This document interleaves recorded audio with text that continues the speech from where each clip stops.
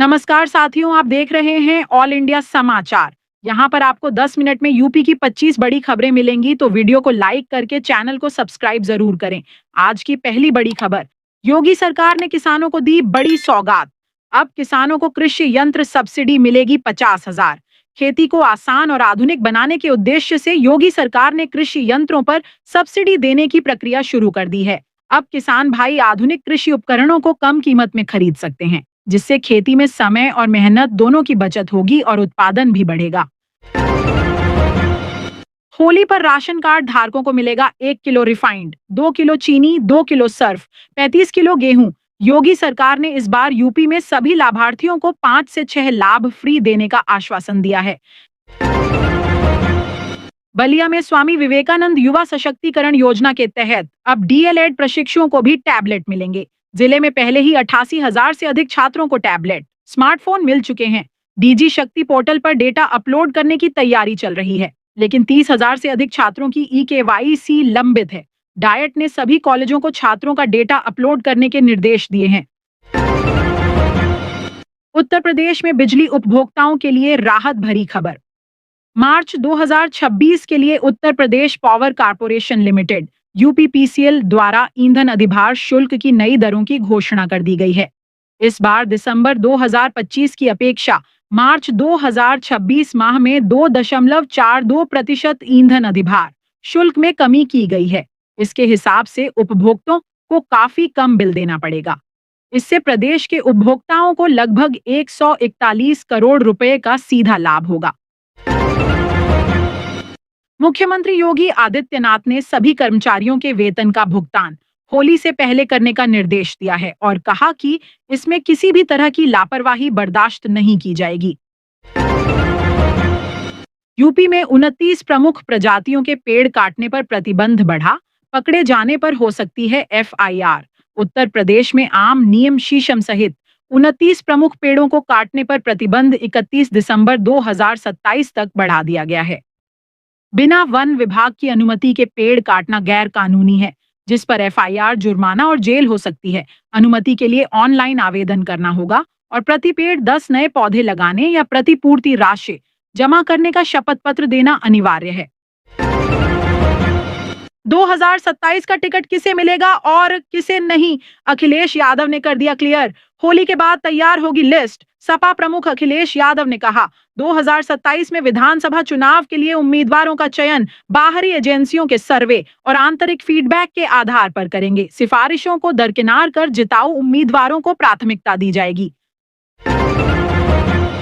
PM किसान सम्मान निधि योजना के तहत मिलने वाली 22वीं किस्त को लेकर किसानों के बीच काफी उत्साह और जिज्ञासा बनी हुई है। होली से पहले सभी किसानों के बैंक खातों में अगली किस्त भेजी जाएगी। अगर आपका नाम इस सूची में है तो आपको निर्धारित समय पर किस्त का लाभ मिलेगा। खबरें वहीं जो मायने रखती हैं, इसलिए ऑल इंडिया समाचार को सब्सक्राइब जरूर करें। यूपी में गन्ना किसानों के लिए बड़ी खुशखबरी। राज्य सरकार ने 2025-26 पेराई सीजन के लिए गन्ना किसानों को 300 करोड़ रुपए की वित्तीय सहायता जारी कर दी है। यह राशि सीधे किसानों के बैंक खातों में ट्रांसफर की जाएगी। आईजीआरएस पोर्टल पर जनता की शिकायतों के निस्तारण में बड़ी लापरवाही सामने आई है, जहां बड़ी संख्या में शिकायतें बिना समुचित समाधान के स्पेशल क्लोज कर दी गईं। शासन ने इस पर कड़ा रुख अपनाते हुए 10 जिलों के जिलाधिकारियों को फटकार लगाई है, जिनमें बुंदेलखंड के कई जिले शामिल हैं। अपर मुख्य सचिव ने गुणवत्ता और पारदर्शिता से समझौता न करने की चेतावनी दी है, अन्यथा कड़ी कार्रवाई होगी। गोरखपुर और आसपास के जिलों में होली पर्व के लिए सुरक्षा के कड़े इंतजाम किए गए हैं। गोरखपुर, कुशीनगर, महाराजगंज और देवरिया के कुल 9,963 होलिका दहन स्थलों पर पुलिस बल तैनात रहेगा। मुख्यमंत्री योगी आदित्यनाथ का 4 दिवसीय सिंगापुर और जापान द्वारा प्रदेश की अर्थव्यवस्था के लिए गेम चेंजर साबित हुआ है। $1 ट्रिलियन इकोनॉमी की दिशा में यह एक निर्णायक कदम है। होली त्योहार पर यात्रियों की भीड़ को देखते हुए रेलवे ने प्रयागराज के रास्ते कई विशेष ट्रेनें चलाने का निर्णय लिया है। इनमें प्रयागराज से पुणे, मुजफ्फरपुर और रांची से आनंद विहार के लिए ट्रेनें शामिल हैं। ये ट्रेनें छिवकी और सूबेदारगंज स्टेशनों पर भी रुकेंगी, जिससे यात्रियों को बड़ी राहत मिलेगी। कानपुर में 400 करोड़ रुपए की लागत से 100 से ज्यादा सड़कों और 2 पुलों का निर्माण होगा। पीडब्ल्यूडी ने टेंडर जारी कर दिए हैं और होली के बाद काम शुरू होने की उम्मीद है। बरेली जिले में यूपी 112 के बेड़े की ताकत और बढ़ गई है। यूपी 112 में 16 नई गाड़ियां शामिल हो गई हैं। एसएसपी ने शुक्रवार को इन आधुनिक गाड़ियों को हरी झंडी दिखाकर पुलिस लाइन से रवाना किया।